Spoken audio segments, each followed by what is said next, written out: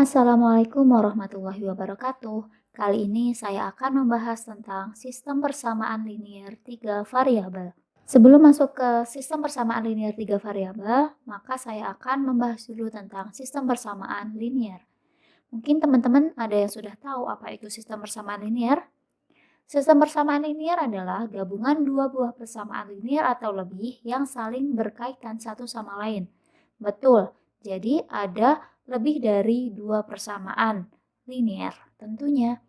Apa sih persamaan linear itu? Mungkin teman-teman ada yang udah tahu. Betul, persamaan linear adalah persamaan yang mengandung variabel berpangkat satu. Nah, biasanya persamaan linear ini akan membentuk sebuah garis lurus. Contohnya seperti apa? Kita lihat di sini ada X plus Y. Kita lihat di sini ada dua variabel, yaitu variabel X dan variabel Y, yang masing-masing variabel ini memiliki pangkat 1. Karena pangkat 1 itu boleh tidak ditulis, maka di persamaan ini pangkat satunya tidak ditulis. Maka dia adalah persamaan linear. Kemudian yang kedua adalah X sama dengan 2. Kalau dilihat tandanya yang pertama, dia pakai sama dengan. Oke, berarti dia persamaan. Kemudian kita lihat di sini ada satu variabel yang berpangkat 1, maka disebut persamaan linear. Kemudian yang kedua ada Y sama dengan 0. Kita lihat tandanya di sini ada tanda sama dengan, maka dia persamaan. Sekarang kita lihat apakah dia persamaan linear atau bukan. Kita lihat variabelnya ada 1. Variabelnya berpangkat 1 yaitu Y, maka dia disebut persamaan linear. Yang kedua ada 2X plus Y lebih dari 3. Kita lihat di sini tandanya bukan sama dengan. Berarti dia masuk pertidaksamaan. Berarti dia bukan persamaan linear. Kemudian ada X kuadrat min 2X plus 1 sama dengan 0. Kita lihat tandanya. Di sini tandanya sama dengan, maka dia persamaan. Lalu kita cek apakah dia persamaan linear atau bukan. Kita lihat di sini ada satu variabel yaitu variabel X. Namun di sini ada variabel yang pangkatnya lebih dari 1, maka dia bukan persamaan linear. Kalau dilihat dari pangkatnya, dia adalah pangkat 2, maka persamaan ini namanya persamaan kuadrat. Gimana teman-teman? Sudah paham ya? Sudah bisa membedakan kapan dia disebut persamaan linear dan kapan dia disebut pertidaksamaan linear. Baik, sekarang kita belajar tentang SPLDV. Jadi teman-teman, SPLDV itu gabungan dua buah persamaan linear dua variabel yang saling berkaitan satu sama lain. Contoh, bentuk umumnya adalah seperti ini. Kalau kita lihat, di sini ada dua variabel. Betul kan? Ada dua variabel. Dan dia ada dua persamaan linear. Ada dua persamaan. Maka ini namanya sistem. Bukan lagi persamaan linear dua variabel saja, namun sudah merupakan sistem persamaan linear dua variabel. Nah, kemudian jika C1 dan C2 itu sama dengan 0, maka dia disebut sistem persamaan linear homogen. Contoh, ada 2X plus 4Y sama dengan 0 dan 4X plus 4Y sama dengan 0. Kalau kita lihat, di sini ada dua variabel ya, yaitu variabel X dan Y. Variabel X dan Y. Kemudian, di sini tandanya juga sama dengan. Oh, berarti dia persamaan linear. Karena kedua-duanya persamaan linear, maka gabungan dua persamaan linear ini disebut sistem persamaan linear. Karena C1 dan C2-nya ini sama dengan 0, maka sistem persamaan linear ini disebut sistem persamaan linear yang homogen. Kemudian yang kedua, jika C1 dan C2-nya itu selain 0, maka dia disebut persamaan linear tak homogen atau sistem persamaan linear non-homogen. Contohnya, di sini sama dengan 1 dan di sini sama dengan 3. Dia bukan 0, maka dia disebut sistem persamaan linear non-homogen. Masuk ke contoh. 3 tahun lalu, umur A sama dengan 2 kali umur B. Sedangkan 2 tahun yang akan datang, 4 kali umur A sama dengan umur B ditambah 36 tahun. Berapakah umur A dan umur B sekarang? Kalau ada soal cerita seperti ini, langkah pertama adalah kita misalkan dulu. Di sini saya misalkan X dan Y. Misal X yaitu umur A sekarang dan Y adalah umur B sekarang. Untuk permisalan ini, kalian boleh ambil selain huruf X dan Y. Boleh kalian ambil huruf A dan B. Oke, saya akan membuat garisnya dulu untuk mempermudah. Nah, di sini saya akan memisalkan titik ini adalah umur A dan umur B sekarang. Di sini adalah sekarang. Nah, kalau sekarang umur A itu adalah X dan umur B itu adalah Y. Kemudian, kata yang perlu kita garis bawahi adalah 3 tahun lalu dan 2 tahun yang akan datang. Jadi, kalau ada kata yang akan datang, maka itu nanti dia pakainya tambah ya. Namun kalau ada kata lalu, maka dia kurang. Jadi kalau di sini, kalau saya gambarkan di grafik, 2 tahun yang akan datang itu dia ada di kanan. Nih, 2 tahun yang akan datang. 2 tahun yang akan datang ya, karena di kanan. Berarti dia plus. Nah, karena X, maka dia plus. Nah, sekarang kalau umur A sekarang adalah X, maka umur A 2 tahun yang akan datang adalah X plus 2. Begitu pula dengan Y, umur B sekarang adalah Y, maka umur B 2 tahun yang akan datang adalah Y plus 2. Kemudian untuk kata lalu. Kata lalu di sini saya ambil titik yang ada di sebelah kiri. Kalau kata yang akan datang itu plus, maka kata lalu itu min. Karena 3 tahun lalu berarti 3 tahun. Min 3 tahun, itu maksudnya. Nah, jadi kalau misalkan umur A sekarang adalah X, maka umur A 3 tahun yang lalu adalah X min 3. Umur A sekarang dikurangi 3 karena 3 tahun yang lalu. Dan kalau umur B sekarang adalah Y, maka umur B 3 tahun yang lalu adalah Y min 3. Paham teman-teman? Oke, sekarang kita membicarakan umur 3 tahun yang lalu dulu. Umur A sama dengan 2 kali umur B. Ingat, ini konteksnya adalah 3 tahun yang lalu. Maka kita menggunakan yang ini. Ya.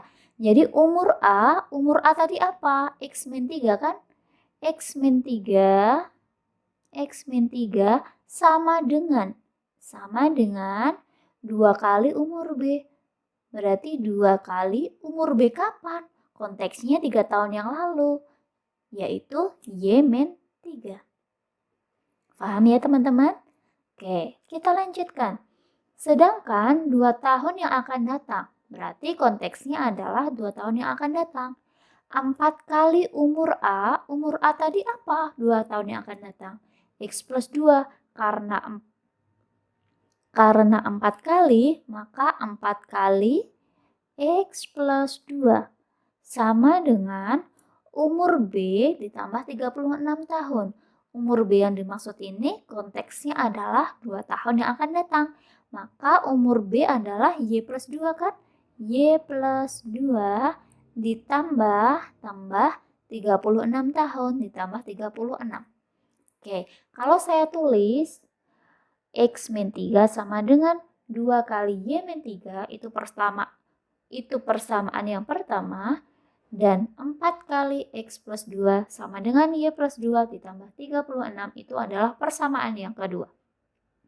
Oke, kita operasikan dulu persamaan yang pertama dan menghasilkan X min 2Y sama dengan min 3 dan persamaan kedua kalau dioperasikan menjadi 4X min Y sama dengan 30. Atau bisa saya tulis X min 2Y sama dengan min 3 itu persamaan yang pertama dan 4X min Y sama dengan 30 itu persamaan yang kedua. Gimana teman-teman? Mudah bukan? Oke, nah ini disebut S, P, L, D, V. Itu ya.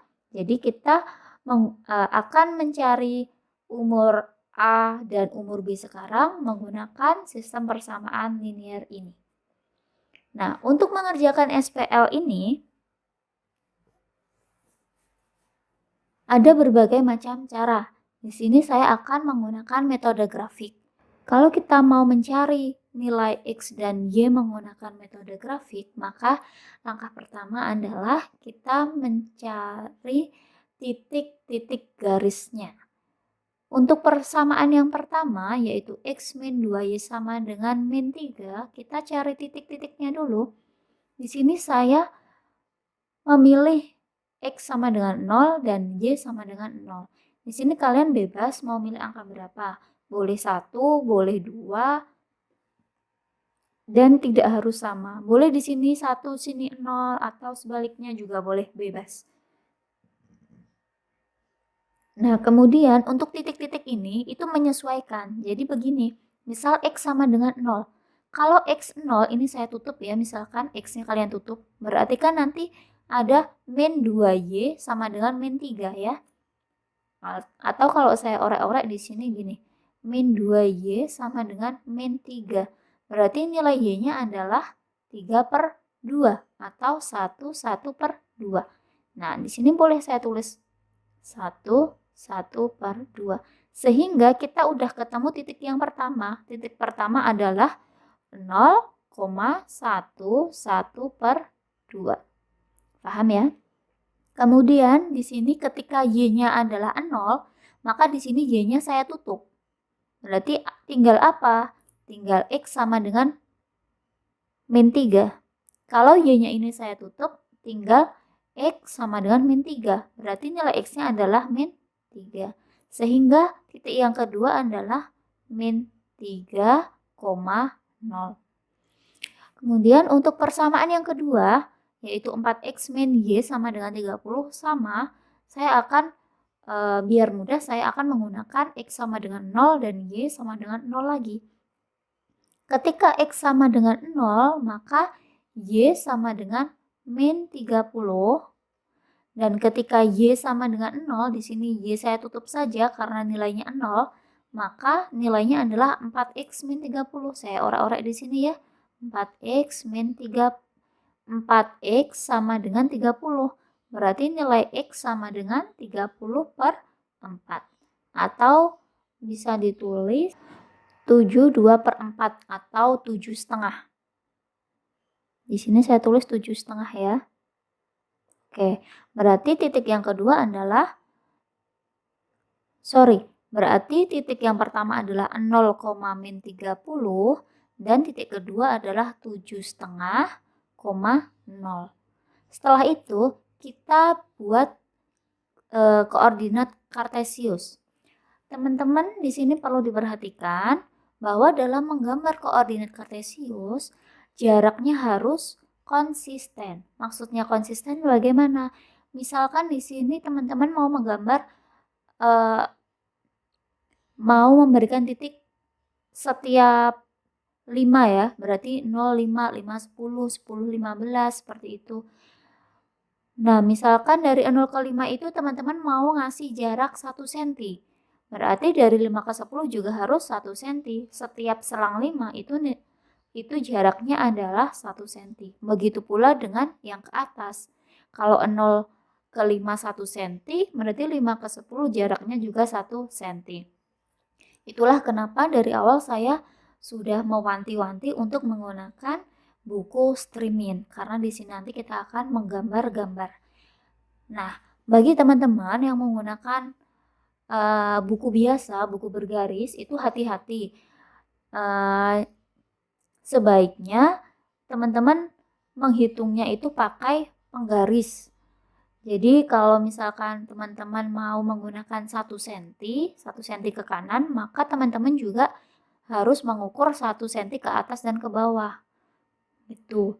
Jadi jangan sampai teman-teman gambarnya itu selisih yang sumbu X ini 1 cm, sedangkan sumbu Y-nya teman-teman menyesuaikan garis yang ada di buku tulis teman-teman. Padahal yang di buku tulis teman-teman itu jaraknya tidak ada 1 cm. Jadi sekali lagi saya ingatkan, teman-teman menggambarnya pakai penggaris di titik-titik satu-satu. Misalkan teman-teman mau ambil setengah senti juga boleh, namun harus konsisten. Oke, sekarang untuk persamaan yang pertama dulu.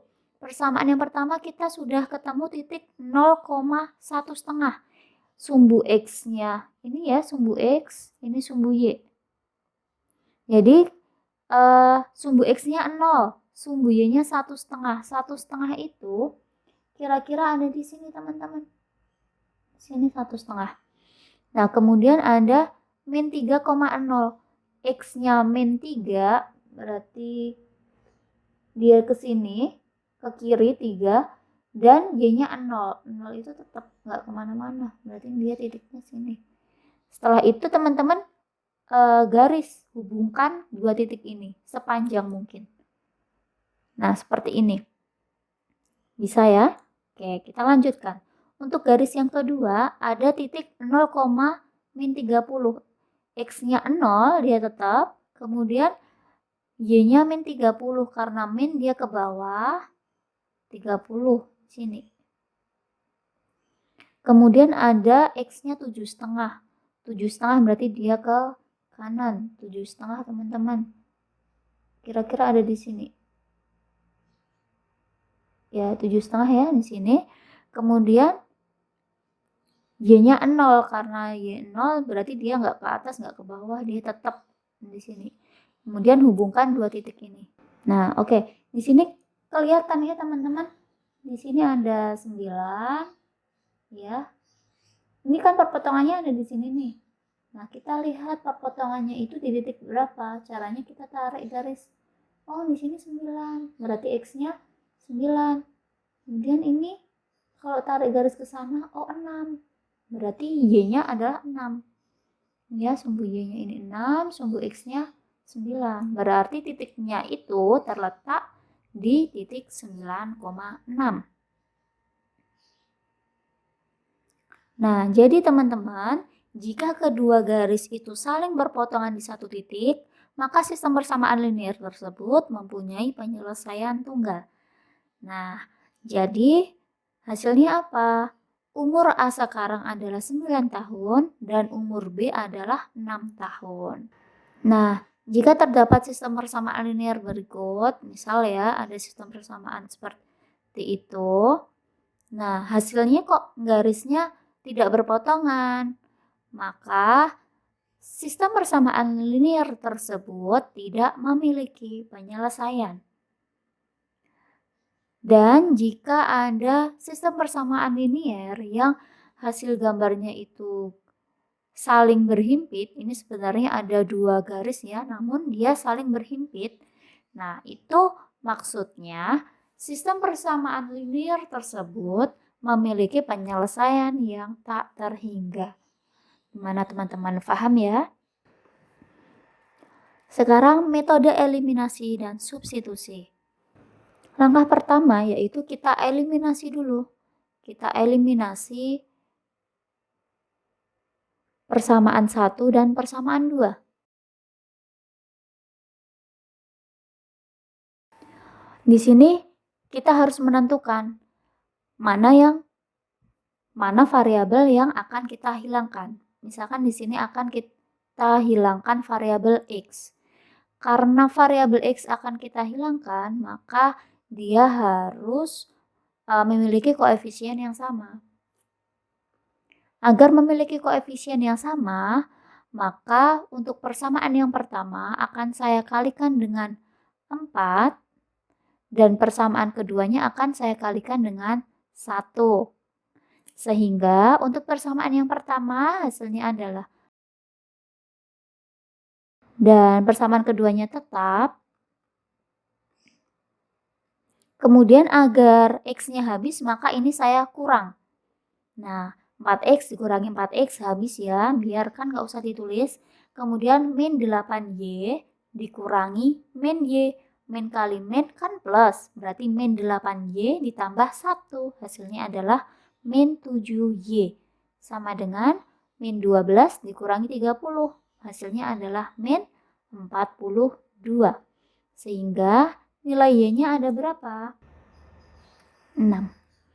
Nah, setelah kita menemukan nilai Y, maka kita substitusikan nilai Y sama dengan 6 ke salah satu persamaan. Boleh persamaan 1, boleh persamaan 2.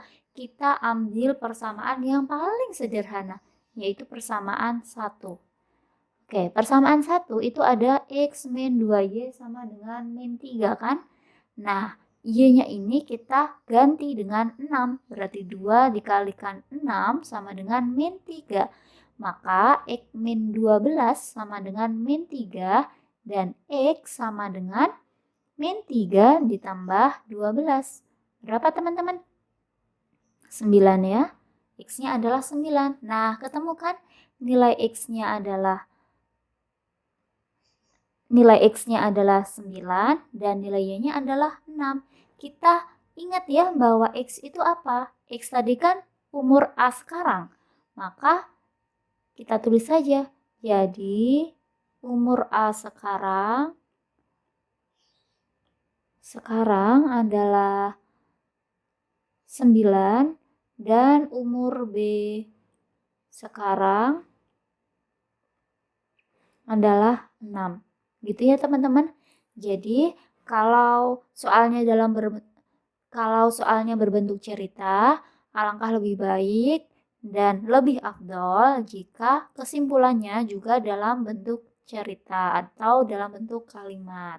Nah, kalau menggunakan metode determinan, teman-teman harus memisalkan dulu.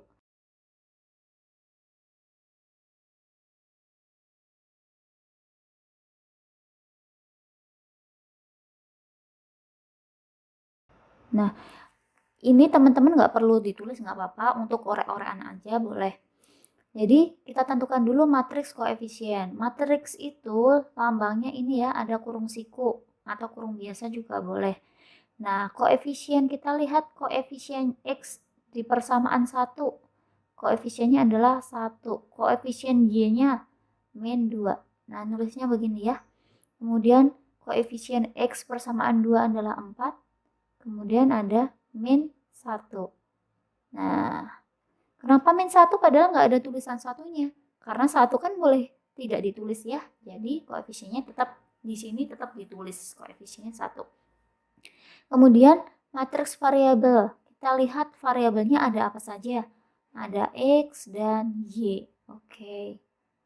Kemudian ada matriks hasil. Matriks hasilnya itu yang mana? Yang ini. Ini ya teman-teman. Ada min 3 dan ada 30. Oke, sampai sini.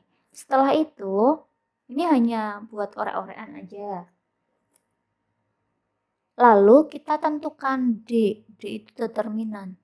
Kalau D itu determinan dari matriks koefisien. Determinan itu lambangnya ini ya, ada 2 garis.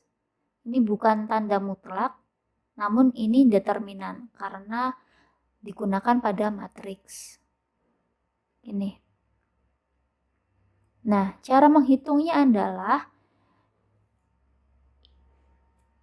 yang menurun ini namanya diagonal utama.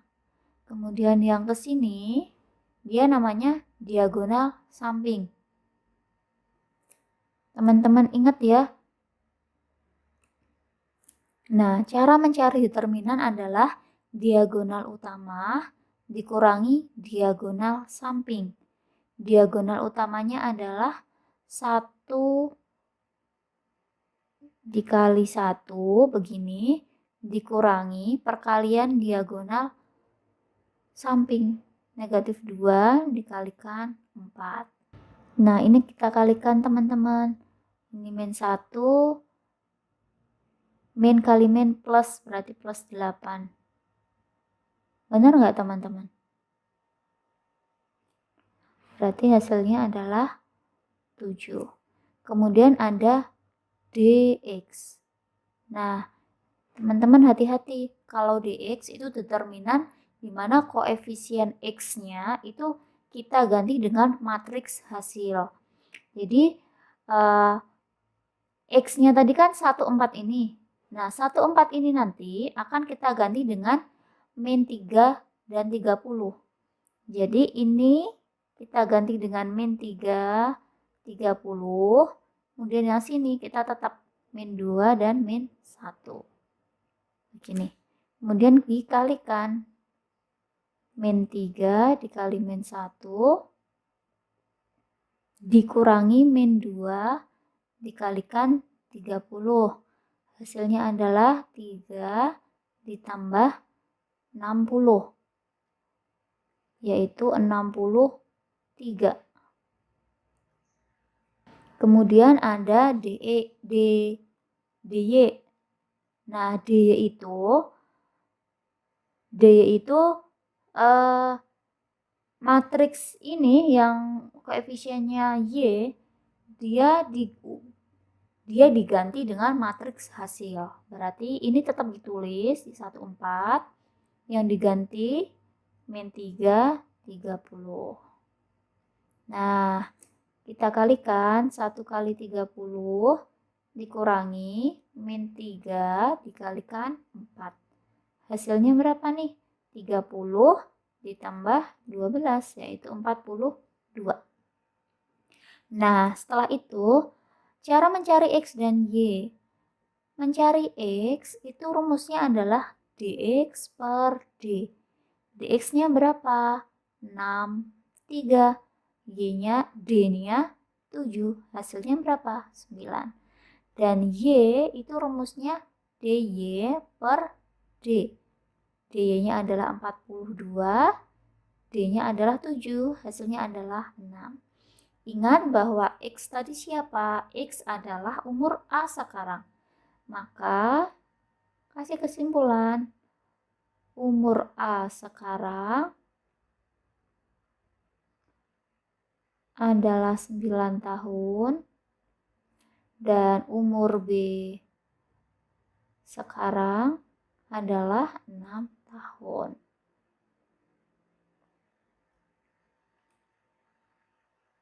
Oke, begitu teman-teman. Semoga bermanfaat. Kali ini sampai di sini dulu ya. Jangan lupa klik like, share, and subscribe. Semoga video ini bermanfaat. Thank you for watching. Wassalamualaikum warahmatullahi wabarakatuh.